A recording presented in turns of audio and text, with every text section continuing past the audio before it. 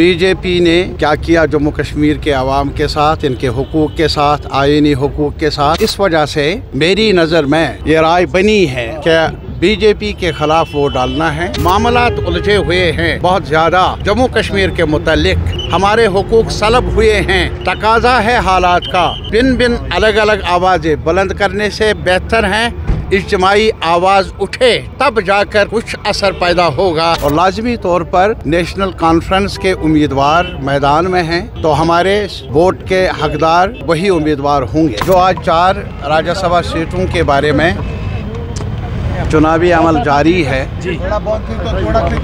और हमारी नज़र में बहुत हौसला अफजा नताइज का इम्कान है।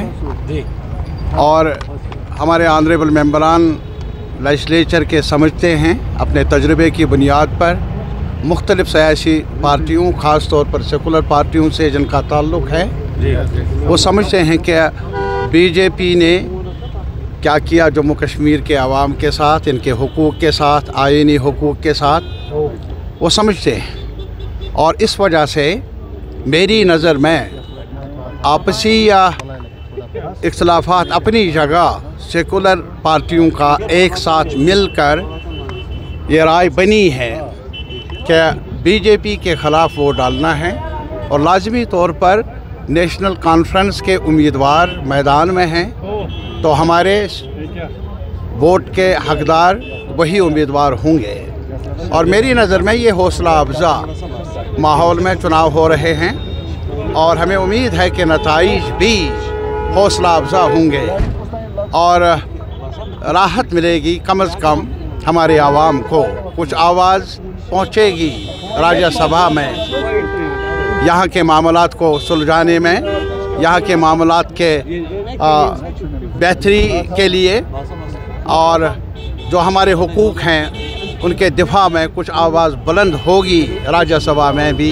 ये हमारी उम्मीद है, ये हमारी तवक्को। चौथी सीट पे नेक टू नेक कंपटीशन देखा जा रहा है कि जनता पार्टी के पास भी 28 अभी मैं गिनती में नहीं जाऊंगा, इंतज़ार कर लीजिए, कुछ घंटों का मामला है। आप और लिफाफा बंद पड़ा है, आप हर मेंबरान ने डाला और इस पर चिमेगोइया हूँ मुनासिब नहीं है। मैं सिर्फ यही कहूँगा कि जो आंकड़े मुझे नज़र आ रहे हैं उस लिहाज से मेरा इत्मीनान यही है कि नताइज सेकुलर पार्टियों के, नेशनल कॉन्फ्रेंस के उम्मीदवारों के हक़ में होंगे। साहब, जिस तरीके से नॉन बीजेपी पार्टी सभी एक प्लेटफॉर्म पे आए, आपको नहीं लगता कि बाकी मामलात के हल करने के लिए भी एक ही प्लेटफॉर्म? बिल्कुल सही, ये मैंने बहुत पहले कहा और आज भी मैं ये दोहरा रहा हूँ। ये जद्दोजहद का एक पड़ाव है आज का वोट, लेकिन अच्छा आगाज़ भी हो सकता है। मैं उम्मीद कर लूँगा, अपील कर लूँगा सारी सेकुलर पार्टियों के से, चाहे वो उनका ताल्लुक़ जम्मू रीजन के साथ हो, कश्मीर रीजन के साथ हो, किस पार्टी के साथ उनका ताल्लुक़ है। मामलात उलझे हुए हैं बहुत ज़्यादा जम्मू कश्मीर के मुतालिक, हमारे हुकूक सलब हुए हैं। तकाजा है हालात का, बिन बिन अलग अलग आवाज़ें बुलंद करने से बेहतर है इज्तिमाई आवाज़ उठे, तब जाकर कुछ असर पैदा होगा।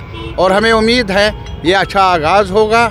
और इसमें जैसा कि आपने कहा, नेशनल कॉन्फ्रेंस बड़ी पार्टी होने के नाते हुक्मरान पार्टी है, तो लाजमी तौर पर उनकी ज़िम्मेदारी है ज़्यादा ही इस ज़िम्मन में पहल करने की। और हमें उम्मीद है कि वो अपने जो जिम्मेदारियां हैं आने वाले वक्त में भी निभाएं। जम्मू कश्मीर रियासत के दर्जे से अभी भी महरूम है। ये राज्यसभा इलेक्शंस, आपको लगता है तारिक आमिर साहब कहीं ना कहीं से फ़ायदेमंद साबित हो सकता था? कि लाजमन फ़ायदेमंद साबित होगा। इस कदर की आवाज़ उठेगी राज्यसभा में, बड़ी बात है। और हमारी आवाज़ में और ज़्यादा वज़न पैदा होगा बड़े ऐवान में जब आवाज़ मुवस्सिर होगी।